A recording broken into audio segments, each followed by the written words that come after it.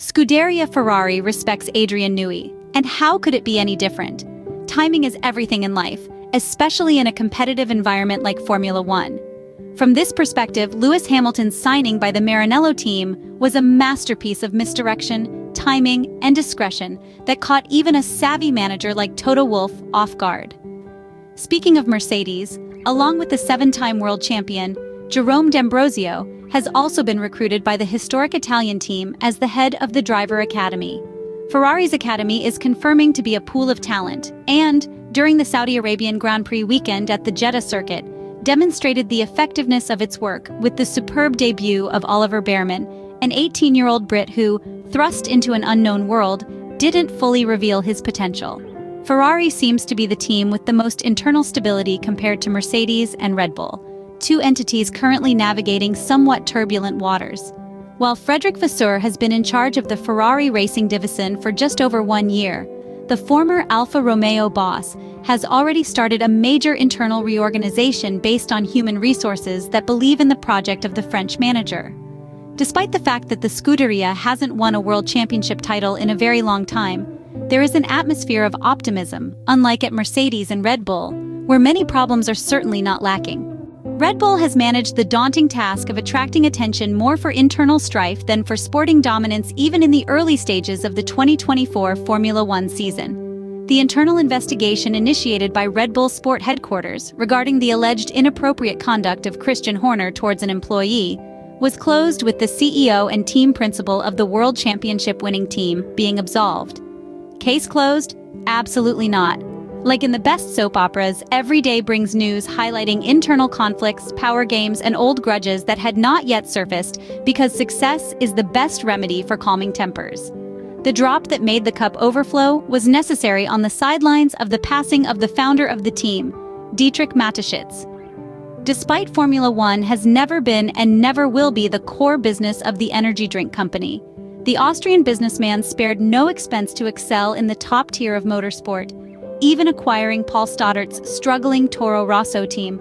As long as he was alive, the co-founder of Red Bull was the glue that held the team's different factions together. The English faction, led by Christian Horner, has always claimed credit for the team's successes in Milton Keynes. The Austrian soul is symbolically embodied on the track by Helmut Marko, who has brought some of the greatest talents of the last decade to Formula One. Without delving into the details of the latest developments in a saga that could last a long time, we are certain that success will not be enough to convince many engineers to continue their experience in a work environment that has become toxic, which seems to be rewarding but apparently exhausting at the same time. During this period, almost all the top figures at Red Bull have expressed their opinion except one, Adrian Newey. The Formula One genius has always shown to be a low-profile character, always focused on what he loves the most, which is designing the fastest race cars in the world. The engineer from Stratford-upon-Avon, like all artists, has a free spirit, and imposing rigid protocols on him is a recipe for trouble. In his autobiography, speaking of his experience at McLaren, Adrian Newey mentioned a curious but quite relevant anecdote. It was a very controlled environment. You entered through long white corridors, and it took a while to reach the workplace. One day I decided to take an alternative route across the parking lot lawn. I received a warning email. An internal investigation would be initiated if I continued to deviate from the planned route to get to my office. Considering the current chaos reigning at Red Bull, imagine how a man with such a nature is experiencing this atmosphere of witch hunt, precisely in the team where he found his perfect dimension. This is the very moment when the undisputed #1 designer could complete his stellar career, joining his professional journey with the legendary Maranello team, which will have another motorsport legend at the wheel next year named Lewis Hamilton. Vasseur and the top management certainly don't need suggestions, but to seduce Adrian Newey and hit the mark, they must guarantee the Briton a certain degree of freedom that can put the 65-year-old at ease to express his full genius.